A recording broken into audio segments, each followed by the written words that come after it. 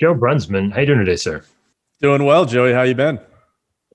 I'm doing all right. I'm doing all right, Joe. I have to know this before we start, and I kind of want to take this in a couple different directions, but I want to know this first. Is there an irrational fear that you had growing up that just made absolutely no sense? Maybe you have one now, but no matter how much you told yourself, it still freaks you out every time you thought about it. Man, I would say like when I was a kid, I hated getting shots. I mean, just like to the point where like there was like a doctor on each limb that had to hold me down when I was a kid just to give me a shot. And funny enough, actually, so I was sitting there, I was probably, I don't know, somewhere like around 10 or so, probably younger than that. And I was watching a mosquito. Actually, it landed on my hand. I was living in Oklahoma at the time, right? And I saw like the little proboscis like go into my skin. And I was like, oh, that's just like getting a shot. I was like, what's the big deal? And then ever since then, thank God, right? I got over that irrational fear because I spent 12 years in the Navy and went all over the world, and man, did I get shots. I mean, just never ending shots everywhere. It was terrible. You pretty much presented it and solved it all in one foul swoop there, Joe. So really, that's pretty impressive. I didn't expect that to happen. For me, mine was much more grandiose. When I learned about like an ice age in school, I'm like, oh, that sounds terrible. I would hate for that to happen. I just like, man, like what happens? Like, what would happen if we actually had an ice age? Like that would, I don't want that to happen. And I was just constantly paranoid about it's like one of those things. Like it's not going to happen. I mean, Mhm. theoretically, it could. I don't know. Moving on to like, I guess let's say more close to home irrational fears that we're dealing with. What are you seeing in the industry that in the day-to-day conversations you're having with your clients? Is there something that kind of keeps coming up in terms of the things that they might be unfounded in terms of their concerns with buying insurance or buying the right amount of insurance? What does that look like for you? Man, I don't know if it's really a fear. I don't think they necessarily like know enough to be fearful of insurance per se. I think they kind of have like maybe a broad misunderstanding of really what insurance is capable of, what it's not incapable of, really maybe just like people in the industry as a whole, right? And like what it is that we can know or not know. So, at least like in my kind of like little small niche corner of the world, hopefully like to think that I actually kind of like surprise people with just like the depth and breadth of my knowledge on like the very specific things that I do. And I think people enjoy that. Yeah, as far as cyber insurance goes, like it's just so new. I mean, it's not a legal term. It's not technically a really an insurance term, as you know, right? It's just kind of this like idea we have of, something goes wrong with a computer and insurance makes everything better again. Really, I'd say it's not so much I'm like solving fears for people. It's more so I would say that like I am educating them to the utmost of my ability, right? Given the limits of knowledge I have to make sure that they're adequately prepared and educated for really kind of what to do before a breach, what to do after a breach, just in terms of say like cyber insurance. Well, so when you talked about the depth of that knowledge, right? And depending on people's experience dealing with, agents, is there something that you find like where it really kind of pushes them over the edge? Like, oh man, this guy really knows his stuff. Is there a point of the conversation when you start breaking things down to a certain level that you kind of found that really, really, I mean, builds that trust level to where they need to do business with you? So generally people come to me like, we don't really do marketing, right? Pretty much everything we get is just inbound leads. So generally like people just come to me, which is really a nice problem to have, right? In the insurance industry. And I really built a lot of that upon, just doing all the hard work on the front end where it's, I've got something like 12 to 14 published articles in various magazines across the country. I've talked at, trade groups all over before COVID kind of destroyed the world. I've written and published, well, 3 books. I'm a contributor on a 4th book that's coming out here soon. I put out YouTube videos. So generally, I think by the time people come to me, they know they already have a problem. They're looking for the solution. And then during the course of that conversation, I try to just educate them along the way, right? And a lot of that is really trying to explain to them, because of my background as an IT and my master's in cybersecurity law, I'm really trying to explain to them, hey, here's a few things that you could be doing. It's not really going to lower the premium in a material manner per se, but it's going to keep your business a lot safer. And then, hey, let's start looking at maybe some of these regulatory requirements you could be having as well. And I'd say maybe to a certain degree that kind of builds some trust there because, I'm always trying to like add extra value to what I'm doing. Because at the end of the day, it's like these are real people with real businesses. They got to put food on the table for a lot of families.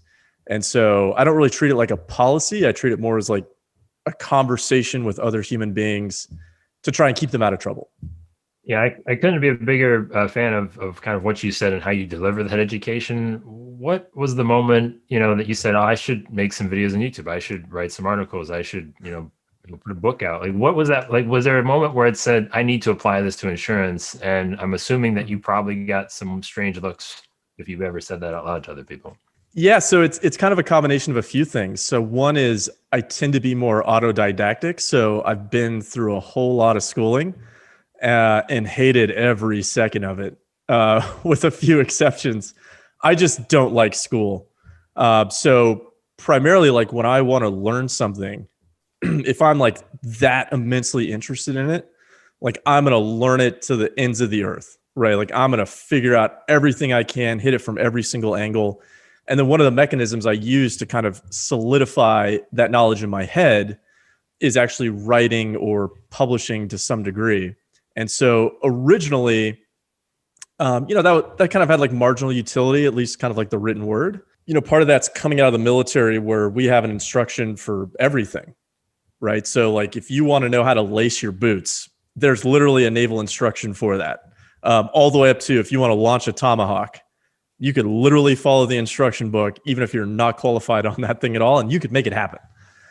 So coming into the insurance industry, I was kind of flustered at the beginning because I was like, this is everything I was taught not to do in the military, right? Like you don't rely on tribal knowledge. You don't just shoot from the hip. You don't just fake it till you make it. You learn it till you earn it. It's pretty much how that system operates. So I started off, actually my first book, which is back there, it really started off as kind of like my own training manual, right? Where I was like, okay, here are the assumptions that I have. And being kind of an engineer at heart, can I actually prove or disprove those assumptions? So it started as like my own training manual, and then it kind of just kept going. And a few hundred pages later, I was like, man, I should really publish this. And then, interesting. Yeah. And the YouTube videos, literally, I never actually expected anybody to subscribe to my channel. I never thought that people were going to search me out after finding it. That was just pure dumb luck, quite frankly. So I'd love to sit here and be like, oh, it's part of this like master plan I had. No. It was clients kept asking me the same questions over and over again. And so, I was like, yeah, I can answer those questions, right? Like I'm the source. I've done all the research. I can generally quote whatever the source was that I got that piece of material from. But instead of relying on my own knowledge, I was like, well, I should just make a video about this because it's way more time efficient. And that way I can literally just sit down, hit that answer from every possible perspective, and then send that out to clients. So that way, I'm not relying on me not being tired or lacking sufficient caffeine, missing a key element somewhere. And then it just kind of strangely exploded from there, actually. Yeah. And I'd be curious if you could, because those conversations, I would imagine, are a lot different than the ones you probably had when you maybe first got in the business, when you were going out and knocking on doors, theoretically, or, picking up the phone. What's the biggest difference that you noticed in the people that you were talking to and their attitude towards you, and just how receptive they were to being properly educated and you having the runway to sort of tell them what's really important? So I think it's been night and day. It's like if we're just like cold calling people, reaching out, contacting somebody, even a referral to a certain degree, unless it's like from a really trusted close source, it's kind of like you're showing up and you are a problem to them to begin with, right? Whereas, generally it's like when you have all this information out there, people come to you with problems, right? So kind of like it switches the dynamic there. So that's actually been quite nice because I know obviously the insurance industry can be a very difficult, soul-crushing occupation to a large degree. I also think it builds a lot of trust because, it's like people have just seen my face, for hours in some instances. They've literally gone through, every article I've written. They've watched every video I've made. And, I think it just kind of like builds up trust there. And they know that, if I'm going to tell them something, I probably have a very good reason for doing that. And I'm not just going to put out some nonsense in a video that the entire world can see forever.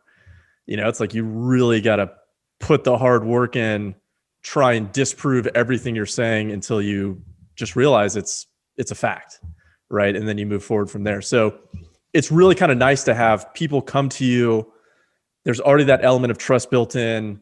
They're coming to solve a problem that you potentially have a solution for. Yeah, and I'm kind of curious, how long did it take before you sort of were able to make that transition over to when there was enough people sort of taking that process and coming to you? Because I think a lot of people will start that journey, but they'll give up maybe too soon. How long and how dedicated did you have to be or committed to it to actually see it through? Well, there's really two answers to that. So, really what I think people discount is, I'm like a 5-year overnight success to a certain degree. What people don't see is, me sitting in my office till 2, 3 a.m. for years on end, 6, 7 days a week, just researching, analyzing, synthesizing, trying to find all this information, put it together in a coherent fashion. Case law changes, precedent changes, right? So then I got to like rework all of that. So it was like thousands and thousands of hours built into the point where I could write an article, I could make a video, and move forward from there. And then, really, I think once I started making some of those videos, I'd say like it was a pretty quick turnaround where people started contacting me, but people have to kind of factor in, you got to learn it till you earn it. Really, it's all that background that nobody really ever sees or thinks about. It's just thousands of hours of being very alone in a very dark room, just, searching Westlaw or LexisNexis or, various legal blogs, articles, reading through case law, 100-page court opinions, right? Trying to like figure out what's going on. Plus, I think I kind of had an advantage coming from a technical background. I'm a former IT. That was my enlisted job in the Navy. And then when I went to the Naval Academy, I got a bachelor's degree in robotics. So that really helps on the technical side. And then I also ended up getting a master's in cybersecurity law from the University of Maryland School of Law, King Cary School of Law. So it's, probably tens of thousands of hours and then, 20 minutes on a video. Joe, I don't know if I want to be the first person to tell you this, or I am the first person to tell you this, but you might be a little overqualified to sell insurance. But that's just my professional opinion. So was there ever a doubt that you were going to sell or focus on anything other than, cyber? I would have to imagine that not, but at that point, if there was, I'd be curious to know what that is. But then also, how much of an advantage does that background play into your credibility for people to speak the language to them and to talk to them in a way that, agents that don't, like you said, have learned it and to earn it sort of thing have, against you? I would push back a little bit to say that I'm like overqualified. Because I think like everybody else in the insurance industry, it's like you always have that idea in your head of like, okay, what do I not know? Right. So it's like, I'm kind of at the point where it's like, I know what I know. I generally know what I don't know because there's no answer that I can find to that question. And then I'm always concerned about what it is I don't know that I don't know. Right. So like, I never think to myself that I am qualified, right? In any step of the imagination, there's always something more to learn. There's always another question to try and solve. There's always, especially even in the cyber world, there's constantly some legislator he's got a law degree, probably doesn't even run his own Twitter account, couldn't figure it out if he had to. He's writing new laws that are going up. I got to research that. I got clients calling me saying, okay, what do you know about this? What do you think the fallout's going to be? Who should I talk to about this? Just kind of constantly searching for the truth, right? And then doing my best that I see to try and educate people on that. As far as, I think your second question was like, what advantage does that give me? I think, initially it does give me an advantage. from the outset, right? When I'm talking to a client, they're like, oh, this guy's got a technical background. This is a technical thing. So it gives me an initial advantage, but then I could always throw that advantage away, right? If I don't know what I'm talking about, or, I just say something blatantly untrue that's provably false, right? Like all of that advantage I have would just go out the window. I don't have anything that somebody else couldn't have if they just put in the work for it. And then your third question was really detailing around cyber insurance. So I know it's kind of like a hot topic in the industry, but really it's just been like a passion project for me for, 5-6 years at this point, because there was really no money in it to begin with and nobody really cared about it. And businesses just had this, security by obscurity mindset where they're like, oh, I'm a, small engineering firm in Ohio, or I'm a, small accounting firm in Virginia. Like, who is going to come after me?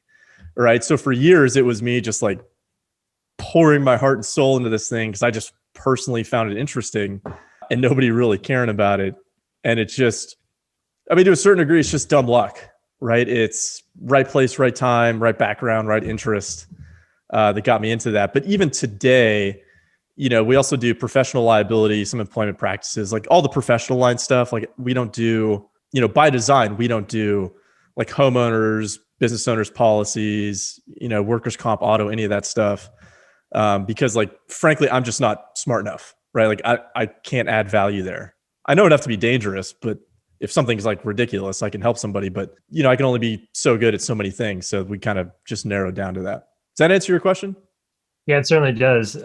So I'm curious, if you had to take, all the stuff that we sort of talked about, if you had to take one thing and only go forward with that, whether it's maybe your sort of background, extensive knowledge, research, kind of the way you communicate, if there's one thing that you kind of, a tool in your tool belt, if you will, of the way that you go about your insurance life, what's the one thing that you are not leaving behind? One thing I'm not leaving behind. So is the question like, no matter what happens moving forward, like this is like the one thing I'm going to carry with me? Right. Probably that incessant need for additional knowledge, probably mixed with like some irrational fear of like insecurity that I don't yet know everything I should know. That's probably the thing I'd move forward. Because I think I see a lot of people that in every industry, right? Like they become very successful and then they just stop learning and they kind of rest on their laurels. And I think it lasts for a while. I think people can do that, to varying degrees of success, but then ultimately, inevitably somebody else comes up who did the hard work, that kind of has that insecurity where they're just constantly learning and evolving and moving, and potentially failing as well. So I've had plenty of failures along the way. I don't want anybody to think otherwise. If they're listening or watching to this, like, it's not like, everything I touch is gold. That's not true. But, I'd always just urge people, like, just keep learning. Right? You got to start somewhere. I literally wrote books starting from nothing, right? Like I had no practical bridge to insurance knowledge. It was just, you start with a question, you figure it out. All right, Joe, I got 3 more questions for you. The Okay. first one, kind of similar to what we just talked about, but maybe a little deeper off topic. What's one thing that you hope you never forget? Man, probably where I came from. So like I grew up fairly poor. Not really from like the best family. And, now it's like I do well. I have an amazing family. Both been just, had dumb luck in my life. I've also made a lot of my own luck. So probably like never forgetting where I came from and just understanding that, the insurance industry, like it's rough, like there's always something going on in this world, but it's like, life's not that bad, all things considered. I've been to some really terrible parts of the world. I've been to parts of the world where like people are like they've never even owned a chair. They're that poor, and like sometimes it's helpful to like think back on that and go, oh, well, maybe I didn't land this like $100,000 premium or whatever it is, but like that shouldn't ruin my day because I can, like I have a roof over my head. My kids are happy. My wife is happy. Like life is good. Business is generally good. I've got great clients, like 99% of them I'd go out and I drink a beer with because they're just good people. So yeah, that's something I hope I never forget. All right, Joe. Now, on the other side of that, I'm not even sure what we're going to get here, but based on everything that you've sort of expressed so far, what's one thing you still have yet to learn? Oh, I don't even know if I could narrow it down to one thing, frankly. So I have a constantly running list on my computer of questions that I'm trying to solve. So, I mean, oh man, that list is probably like 100 questions long at this point. I mean, there's life skills, there's business skills, there's insurance knowledge, there's the legal side of it. Man, some of it is just, the case law hasn't been put out there yet, right? It hasn't been litigated. So I don't know. And frankly, neither does anybody else. So man, that'd be really hard to narrow down to one thing. Let me make it easier for you, Joe. What's one question on your list then? Oh, so here's a great question.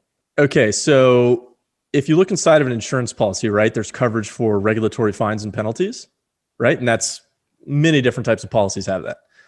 The caveat there is we're insurable by law. And that's really kind of like the key phrase. So, if I take that into, say, like a cyber insurance perspective, and I'm saying, okay, well, I know about 201 CMR 17 in Massachusetts. I know about New York Shield Act. I know about CCPA. I know about 23 NYCRR 500, blah, blah, blah, blah, blah. Right? That's great knowledge to have. I can talk to clients generally about what those particular cybersecurity requirements could be, right? What are the compliance considerations? What happens after a breach? What you're supposed to be doing before a breach? What I can't figure out yet is in which states are those fines and penalties insurable by law? Because I think it depends on, one, under what statutes or regulatory regimes those regulators bring claims, right? So that can vary. And some of it it hasn't even been tested yet. So I think there's a few laws out there where, looking at kind of like the prevailing law of that particular state, or maybe there's some constitutional questions where I'm like, it's really questionable if they could even get a regulatory fine or penalty, right, under these particular statutes, because I think there's a lot of very rational objections to the state regulator doing that. But that is one question that has just haunted me for years, trying to figure that out. And I've tried to talk to every super brilliant person that I can get a hold of, people far smarter than me that work in this field. And as far as I can tell, there's just not an answer yet. Even like, GDPR, right? So everyone, which is kind of a boogeyman here in the United States, but that's a whole different topic. Are GDPR fines and penalties insurable? It looks like it just depends. That's not an answer I like to have, being kind of an engineer at heart. I want yes, no, black and white, binary answers, and it just drives me nuts. And that is one thing I do not yet know, and I'll keep trying to figure it out, but I think it's going to be probably decades till I can get a decent answer on that one.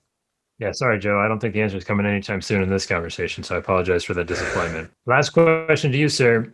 If I were to hand you a magic wand of sorts, maybe it's the answer to this question, in what way would you sort of change, reshape, alter insurance, really in any way, shape, or form that you want? What's it doing? Where's it going? And what's your thing? So if I could change insurance, interesting question. Man, there's a lot of things I'd probably change.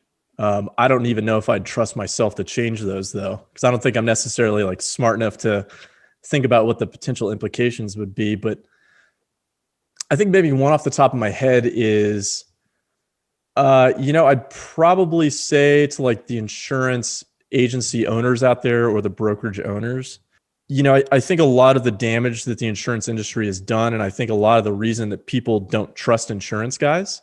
So last I checked, we are less trusted than used car salesmen, but I believe we beat out congressmen. So we'll take that as a win. I think a lot of that is because, it's just a really hard industry. It takes a lot of time to train people.